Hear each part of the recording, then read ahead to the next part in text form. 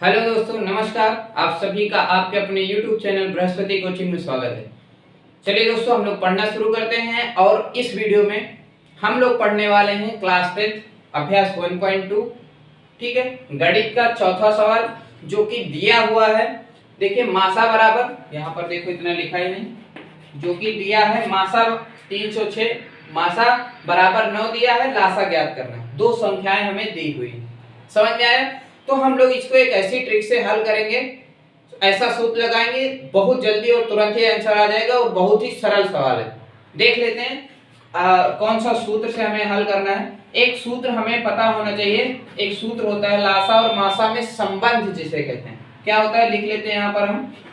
होता है लासा गुणे मासा बराबर, लासा गुणे मासा बराबर दो संख्याओं का गुणनफल। बस सवाल हल हो गया, देखते जाइए, सवाल हल हो गया है। दो संख्याओं का गुणनफल। अब आपको भी पता लग ही गया होगा कि आंसर क्या आ रहा है। समझ में आया? अब क्या करना है, कुछ नहीं करना। आपको लासा नहीं पता है, लासा की जगह पर लासा लिख दीजिए। ठीक है, मासा पता है तो मासा लिख दीजिए, क्योंकि मासा बराबर 9 दिया है। ठीक है, ये मासा नहीं है, ठीक है, नहीं तो ये बराबर में देते हैं कि नहीं। तो मासा बराबर 9 दिया है, 9 लिख दिया हमने। दो संख्याओं का गुणनफल दिया है, ये दो संख्याएं, इन्हीं का गुणनफल का मतलब हमें गुणा करना है। तो 306 गुणे कितना हो जाएगा, 306 गुणे 657।